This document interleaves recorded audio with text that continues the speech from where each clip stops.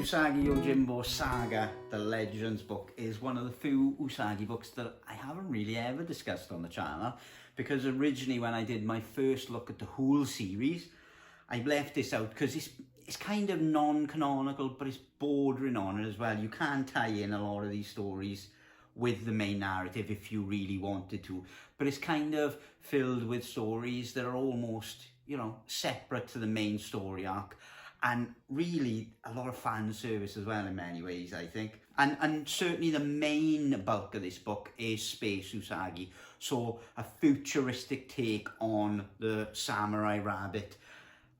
Now, on the surface, that's going to sound probably a bit ropey to most. Why put Usagi in the far future in a science fiction, very heavily Star Wars inspired setting? I would be the same if I was looking and I would think, I really like Usagi, but I'm not too sure about that.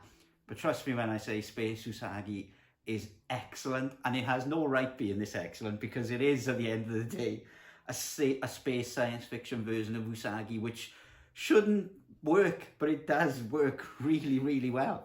And it's pretty much 3 story arcs with 3 issues in each story arc, if memory serves. Then Senso, then Yokai. Now those are the 3 main stories in here. You do get some extras, some galleries and some pin-ups and other things like that, but generally Space Usagi, Senso and Yokai are why you would be buying this book.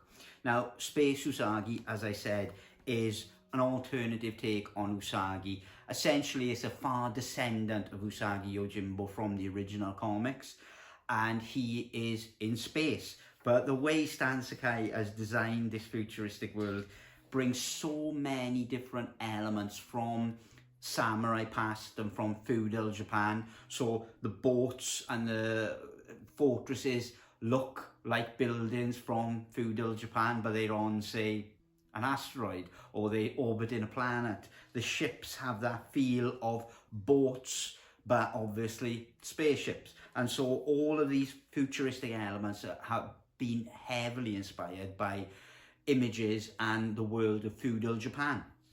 Even to a certain extent, the dress and the style of their space outfits and all like that is really super inspired by feudal Japan. But the story starts off essentially with one group of people trying to overthrow another group of people. So Usagi is loyal to his lord and his family, and they're all in a particular castle in space, and they're being attacked by another group of people really that want to take their belongings, take their wealth, take their riches, take everything and dominate them really. So it's very much, again, and a story that's similar in many ways to what was happening in feudal Japan, where these different warlords were warring to dominate each other's land and stuff like that, but it's in space. And the story is very similar to kind of the original Usagi stories in many ways, because Usagi loses his lord, he has to protect his family, he has to protect his son, he has to protect the clan's honour and wealth and things like that, and tries to bring back some balance and put the heir to the clan back in power. And so the whole first story arc and second story arc really follows that story massively. Loads and twists and turns. There's blooming dinosaurs in there, there's aliens, there's Jen and Tomei and all these other characters, but again with a futuristic twist. Even though when I'm saying it and I'm thinking, oh, I'm not selling it enough because I don't want it to sound corny or rubbish, because it's not. It's really excellent. It's super well written. It's a really fun, enjoyable story, and I think even if you've never read Usagi before, you will still get something from the Space Usagi series, because it's generally a really well told story, and because it brings in so many kind of ancient feudal Japanese imagery and mixes it in a science fiction way, it feels quite different to other things you've seen. Like, it feels like Star Wars in many ways, and even some of the animals that they ride in is clearly inspired by Star Wars in many ways. But in general, it's got its own little feel, and I really enjoyed Space Usagi a lot more than I ever thought I would. I've revisited it a couple of times now, and I genuinely, it gets better every time I read it. So as you can see, Space Usagi takes up a good old chunk of this book, nearly 300 pages of the book, and the book is only about 400 or so, I think. Or no, 500 or so. So yeah, a good old chunk is taken up by Space Usagi. Then comes Senso, which is a 6-part story, which essentially is Stan Sakai's version of War of the Worlds. He's imagining a world where the War of the Worlds aliens, the Martians, come down on their tripods, and instead of attacking Victorian Britain, they are now in feudal Japan, and they jump into a time period where Usagi is a bit older, Jotaro is grown up, all of the familiar characters are there, but they're all in the later years of their life.